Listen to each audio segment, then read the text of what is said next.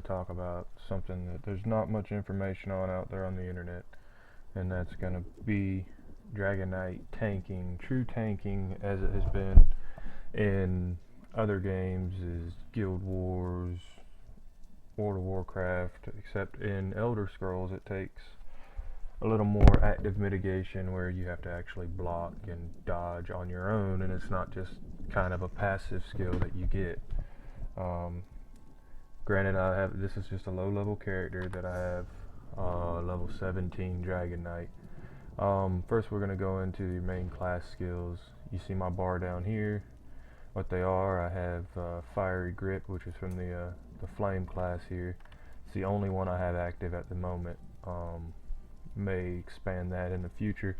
I like it. It's kind of like the Dragonknight Death Grip out of, or not Dragonknight, but DK from World of Warcraft. It's just a grip that grabs people, pulls you into them, and it gives you a little bit of fire damage on top of that. What I'm going to do is I'm going to evolve that into, or morph it into extended chains, so I get a little bit more range on that.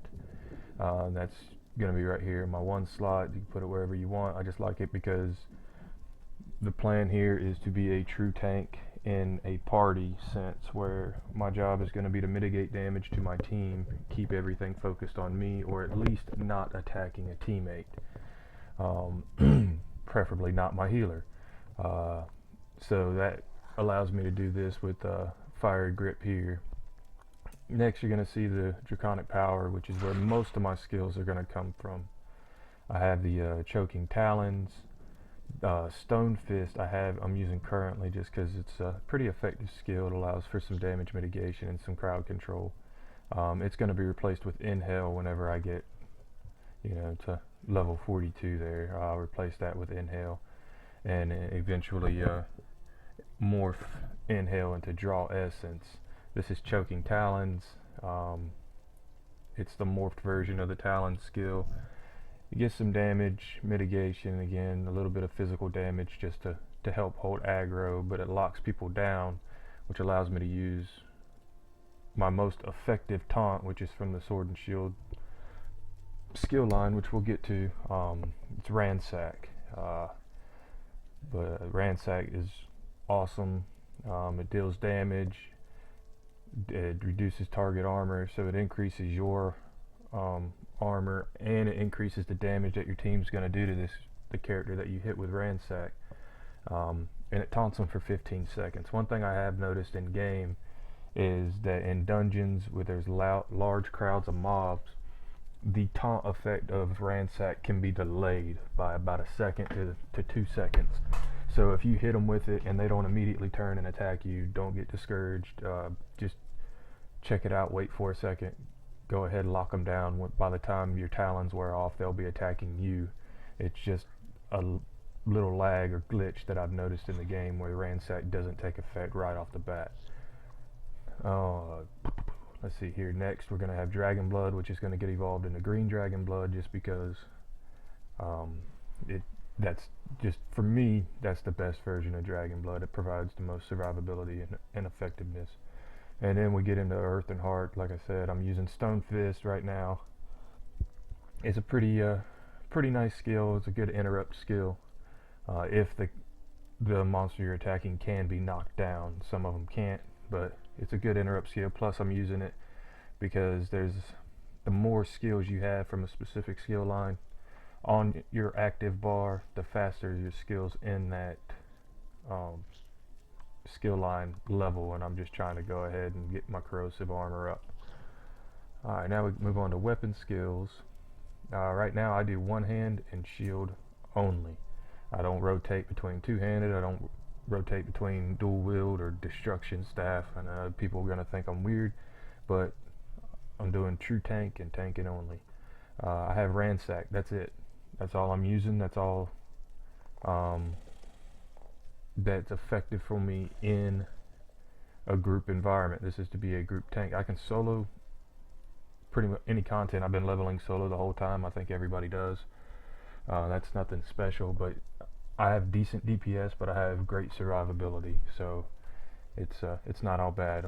down here, I'm going to go fully passive on this. I don't see a passive here that doesn't, that wouldn't pay off to go ahead and max out. Fortress, I mean, reduces the cost of blocking. That's your main damage mitigation as a tank on your straight incoming damage, is to block it yourself or avoid it altogether. So in the case that you can't avoid it, you block it, reducing the cost of that block so that you can block more damage is pretty effective for me.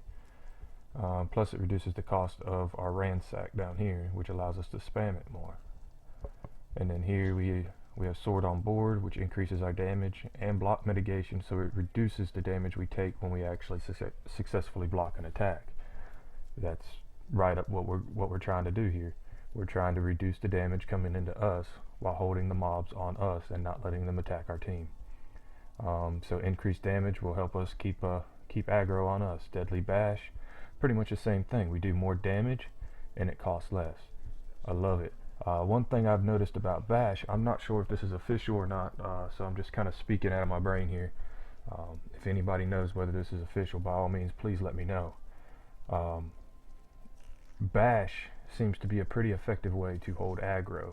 I've noticed that if I'm just melee attacking a mob, I may not hold aggro, but if I bash them, for some reason they turn to me and start attacking me. It's like I gain aggro just through a bash.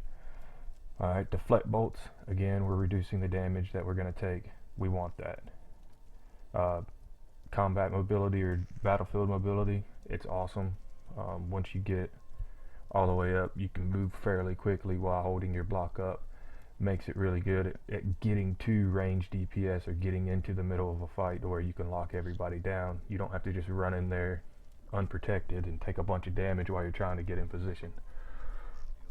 Let's talk about some of the other passives from the class skills that I skipped. I just like to go active skills and passive skills. I'm not sure if I'm going to use any of the kindling or warmth, because we don't have a whole lot of fire damage to build off of. We have physical damage, we have a little bit of fire damage there. Inhale, I mean, I don't know, I think that's physical damage as well. Let me check real quick so I don't tell you something wrong. No, it's magic damage, so I was wrong on that, but it's magic damage. So the passives here with kindling and warmth aren't really going to help us too much with the damage, so I'm probably not going to be putting points into that. Draconic power, however, iron skin, take it. I mean, that's 10% less damage that you're going to be taking right off the bat. Burning heart, it might as well take it, because inhale and dragon blood are going to be your healing spells. They're going to be your self heals, so why not make them more effective? Elder dragon, again, you're going to have 3 of these draconic power spells on your active bar if you follow my build, so why not go ahead and take the 6 or 12%, whatever it is, when this is maxed out. Healing increase or health regeneration increase. And then scaled armor, same thing. Spell resistance is going to decrease the damage that we take, so why not take it? You're going to have plenty of points to do whatever you want. I think final build, if you go around and get all the sky shards and everything, I think my buddy was telling me it's going to be like 300 points you get, so there'll be plenty of points for your build and professions and such like that. I'm not sure if I'm going to take Eternal Mountain yet. I think it'd be pretty cool, just because of the corrosive armor that I've evolved into, to be able to get an extra 2 seconds maybe out of it. It's a little over a second that I'll get by putting points into that. I might take it. I'm going to have to wait and see. Battle Roar, definitely take it. Every time I cast the ultimate, I heal myself, I get stamina, I get magic, I can increase my DPS put out while being able to take more damage. That's exactly what we want to do. Mountain Blessing, if you're going to take Battle Roar, you might as well take Mountain Blessing. The only issue is the only Earth and Heart ability that we're going to have is going to be our ultimate. So I don't really see this one paying off for us too much, because like I said, this Stone Fist is going to get replaced with Inhale, so we're not going to have one on our active abilities bar that we're going to be constantly casting, so it's not really going to help us out too much. Helping Hands restores 2% stamina when activating an Earth and Heart ability. Same thing there. We're not going to have one besides our ultimate that we're going to be activating that much. I'm a red guard, so I will be maxing out all of my racial abilities. I look at it as any other game where they have racial characteristics specific to your race. If you have the ability to max them out, max them out. That's the reason you took that race, is because you wanted those abilities that came with the race. I get increased one hands and shield skill line. That's exactly what I want to do, so that's why I chose this race. So I need to max that out, which it comes base when you create your character. Increased stamina recovery while in combat. That allows me to do more ransacks. That allows me to block and mitigate more damage. I want that. Same thing here, max stamina. Same thing as vigor. It's going to give me what I want to be able to do. Restores 5 stamina to a player during an enemy with melee, or while damaging an enemy with melee attacks. Again, we're going to be doing melee attacks. Why not get more stamina from it? Just to where we can mitigate more damage, put out more ransacks, have more time, hold more aggro. And that's pretty much it. I don't do a whole lot of crafting. A little bit into blacksmithing, a little bit into woodworking. That's all I got for you on that. That's just so if need be, I'm questing along and I'm not getting enough armor and I'm starting to fall behind my level, I'll make my own armor, make my own shield, and move on. Other than that, guys, that's it. Again, forgive the noob character. He's just a low-level character. This is just some food for thought. Looking around on the internet, not seeing a whole lot on true tanking. Everybody wants to be a DPS tank with an alternate two-hander or an alternate dual wield, and they're all putting out DPS, and you watch the videos and they end up getting members of their team killed because they're not holding aggro. They're too busy trying to DPS to hold aggro. I don't believe that's a tank's job. A tank's job is to get in there, mitigate damage, stay alive, and hold aggro. Keep the other mobs off their team. By all means, hit me up. This is Badday with Beer and Peanuts Gaming. Just hit me up with your comments down below, or any feedback you might have. If you see something I screwed up on, or something that you have a different idea on, just hit me up with it and let me know. Before I jump off, I want to touch on something that nobody else in any other videos seems to touch on. They'll throw out rough ideas in the comment section below, and that's going to be your attribute points. I have 1 magicka. Right now, that seems to be enough. The build I'm going to go for, which I may revamp later, which will cost me about 2,000 gold, as everybody knows to respec in this game, is I'm going 3 points to health, 2 points to stamina, 1 point to magicka. I think that's going to give me a nice balance of what I want to be able to do as a damage mitigation tank. Again, that might change once I get higher level and start getting into some of the higher level dungeons and such, but I think that's going to give me a nice little balance. That's about it for today, guys. Like I said, hit me up, subscribe, Beer and Peanuts Gaming, and or Man Cave Gaming. We're over there too, and just let me know what you like. All right, later.